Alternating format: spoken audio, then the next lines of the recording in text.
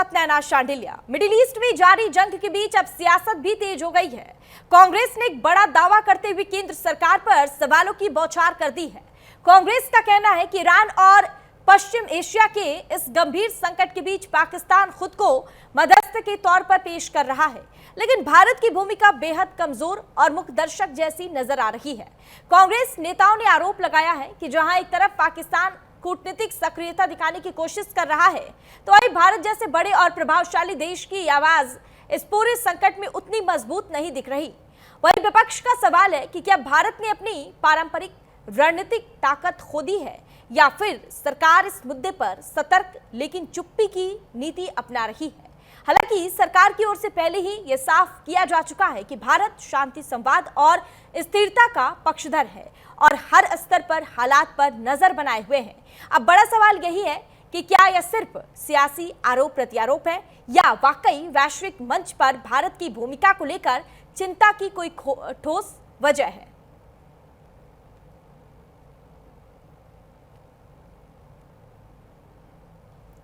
और विपक्ष लगातार सरकार पर हमलावर नजर आ रहा है। ईरान जंग में पाक की मध्यस्थता का दावा किया जा रहा है। वहीं अब विपक्ष लगातार सरकार से सवाल कर रहा है कि भारत की चुप्पी पर विपक्ष हमलावर नजर आ रहा है।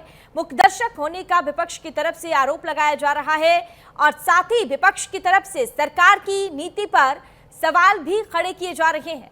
मिडिल ईस्ट संकट पर सियासत तेज है और इस पर विपक्ष की तरफ से लगातार सरकार पर हमला किया जा रहा है और विपक्ष लगातार निशाना साधते हुए सरकार से गंभीर सवाल कर रहे हैं और कांग्रेस बनाम सरकार आमने सामने। अब ये साथ ही पाक की मध्यस्थ भूमिका पर भी अब विवाद शुरू हो गया है। मिडिल ईस्ट मुद्दे पर सियासी घमासान देखने को मिल रहा है। अब विपक्ष की तरफ से ये कहना है कि सरकार इस पर क्यों नहीं कोई हस्तक्षेप कर रही है।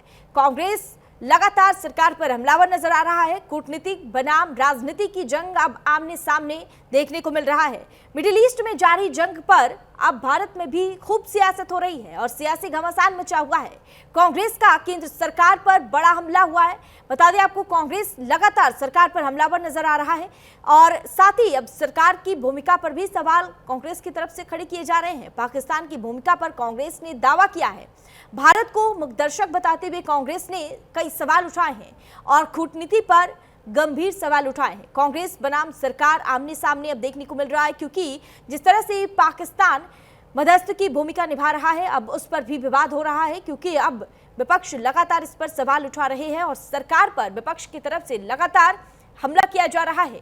और अब ये मिडिल ईस्ट की जंग को लेकर भारत में भी अलग ही सियासत देखने को मिल रहा है, क्योंकि इस पर अब भारत में विपक्ष सरकार पर हमलावर नजर आ रहा है। और इस खबर पर ज्यादा जानकारी के लिए आंचल हमारे संवाददाता लाइव हमारे साथ जुड़ गई है। चलिए सीधा रुक कर लेते हैं आंचल का। आंचल, देखिए, एक तरफ तो मिडिल ईस्ट में जंग जारी है, तनावपूर्ण स्थिति है, लेकिन दूसरी तरफ भारत में भी अब इस पर खूब सियासत है, क्योंकि अब देखने को मिल रहा है कि विपक्ष लगातार सरकार पर हमलावर नजर आ रहा है।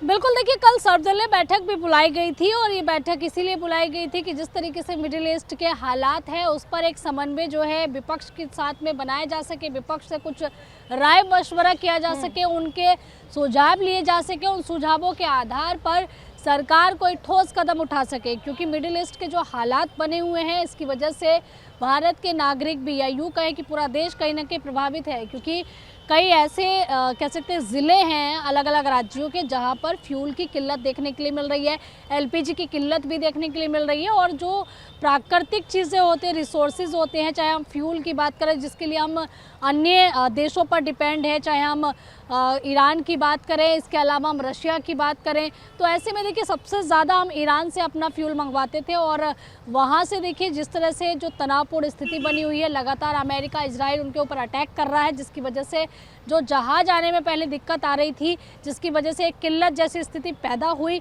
हालांकि देखिए अभी कुछ हालात थोड़े से सामान्य हुए हैं, बहुत ज़्यादा कोई फ़र्क नहीं पड़ा है, लेकिन इसके बाद से देखिए भारत में ज़रूर सियासत शुरू हो चुकी है, क्योंकि भारत के जितने भी विपक्ष के दल हैं वो इस बात की मांग उठा रहे हैं कि जो भारत में अभी भारत की जो भूमिका होनी चाहिए थी मिडिल ईस्ट को लेकर, वो भूमिका में भारत नज़र नहीं आ रहा है। विपक्ष के तमाम नेता हैं, चाहे हम कांग्रेस के जयराम रमेश की बात करें, उन्होंने भी सवाल खड़े किए हैं भारतीय जनता पार्टी पर, सरकार पर। उनका कहना है कि मध्यस्थता करने का मौका पाकिस्तान जैसे देश को मिल जाता है और हमारे पीएम जब ये युद्ध शुरू होने जा रहा था उससे ठीक पहले इजराइल चले जाते हैं, उसके ठीक बाद में जो है युद्ध शुरू हो जाता है, वो मौका भी भारत ने खो दिया।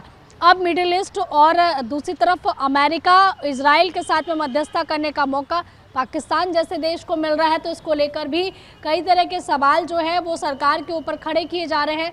हालांकि देखिए अब ये देखना होगा कि ये स्थिति जो है कब तक सामान्य होती है, क्योंकि मिडिल ईस्ट की वजह से ना केवल देखिए फ्यूल और एलपीजी को लेकर क्राइसिस हो रहे हैं, ना केवल महंगाई बढ़ी है, बल्कि इसका असर जो है अब राजनीतिक गलियारों में भी होने लगा है। यानी कि राजनीतिक दल भी अब इस हालात को लेकर सरकार का लगातार घेराव कर रहे हैं। इनका ये भी कहना है कि इससे खराब विदेश नीति जो है हमने कभी नहीं देखी। यानी कि जिस तरह से संसद में हमने हंगामा देखा, सड़कों पर लोगों को परेशान देखा, और अब इस मुद्दे पर राजनीतिकरण इसका होना, ये कहीं ना कहीं दर्शाता है कि देखिए जो इसके दूरगामी परिणाम हैं, महंगाई और तमाम चीज़ें, लोगों को एलपीजी और फ्यूल ना मिलना, ये तो होने ही वाले हैं। लेकिन इसके साथ साथ देखिए अब राजनीतिक दृष्टिकोण से समझे तो देखिए सरकार का घेराव भी विपक्ष जमकर कर रहा है। जी देखिए, अगर हम इस पर कहें कि सरकार का अगला रुख क्या होगा, क्योंकि जिस तरह से भारत को मुखदर्शक बताया जा रहा है, तो इस पर सरकार की आगे की रणनीति क्या होगी, इसको लेकर आपकी क्या राय है?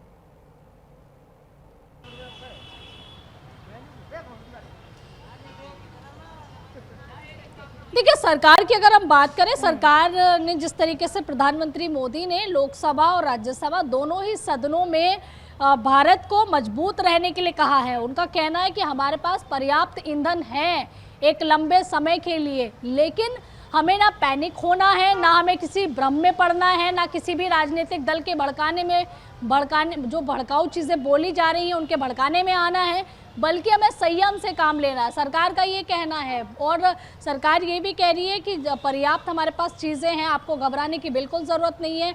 और जिस तरीके से देखिए अब सिलेंडर की समय सीमा भी जो है वो थोड़ा सा और कर दी गई है, यानी कि 20% और अतिरिक्त राहत जो है वो राज्यों को देने की यहाँ पर घोषणा भी हुई थी, यानी कि 50% एक राज्य को मिलेगा जो भी फ्यूल है, एलपीजी है, उसको लेकर। और इसके साथ ही देखिए पैनिक ना क्रिएट हो, इसको लेकर लगातार सरकार लोगों से आह्वान कर रही है, नेताओं से भी कह रही है कि आप आइए बैठ के बात कीजिए। जहाँ तक कि देखिए अब सर्वदलीय बैठक कल बुलाई गई थी, राहुल गांधी उसमें शामिल होने नहीं पहुंचे, जबकि राहुल गांधी खुद कह रहे थे कि हमें एलपीजी पे, हमें मिडिल ईस्ट पे बातचीत करनी है। और जब बातचीत करने का मौका आता है तो नेता प्रतिपक्ष जो है वो गायब हो जाते हैं। तो सवालों के घेरे में खुद भी विपक्ष कई बार आता है। हालांकि देखिए राजनीतिकरण जरूर इसका किया जा रहा है, लेकिन पीएम ने बिल्कुल साफ कर दिया है कि पैनिक क्रिएट करने की जरूरत नहीं है।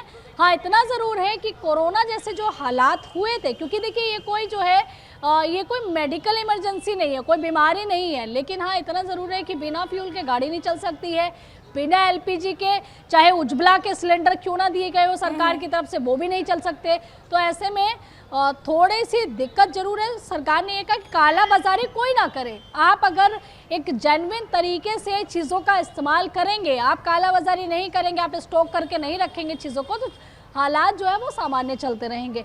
हालांकि देखिए सरकार ये कह रही है कि थोड़ा सा संयम बरतेंगे, चीजें ठीक से करेंगे तो कोई भी पैनिक क्रिएट नहीं होगा। देखिए आज जिस तरह से विदेश मंत्री ने भी कहा कि भारत मध्यस्थता नहीं करता, तो क्या यह कूटनीतिक मजबूरी है या फिर कोई रणनीति, क्योंकि इस पर लगातार विपक्ष हमलावर नजर आ रहा है, लेकिन सरकार की तरफ से सरकार का क्या रुख है ये भी समझ में नहीं आ रहा है।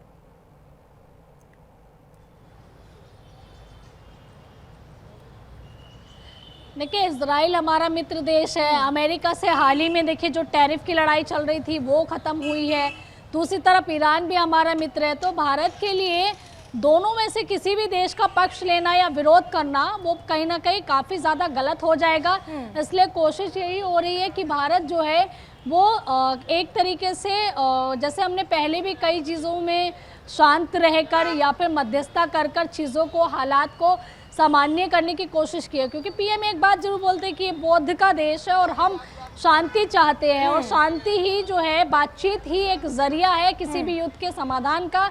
तो यहाँ पर कोशिश यही हो रही कि बातचीत के जरिए मिडिल ईस्ट के जो हालात है वो सामान्य हो सके, क्योंकि केवल अब ईरान, इजराइल, अमेरिका में युद्ध नहीं हो रहा है, अफगानिस्तान, पाकिस्तान वो भी लगातार कर रहा है। तो आप सोचिए कि क्या हालात हैं। हर एक देश अगर लड़ता रहेगा तो जाहिर सी बात है कि अर्थव्यवस्था तो नीचे जाएगी। इसके अलावा देखिए महंगाई में भी एक बड़ा उछाल देखने के लिए मिल सकता है, इसलिए जरूरी है कि युद्ध विराम जरूर होने चाहिए। हाँ, और सबकी निगाहें अब इसी पर टिकी है कि सरकार का अगला रुख क्या होता है, और उसको लेकर हालांकि सरकार पर विपक्ष लगातार हमलावर। ठीक है, आगे भी आपसे तमाम जानकारी साझा करेंगे। आंचल बने रहिए हमारे साथ।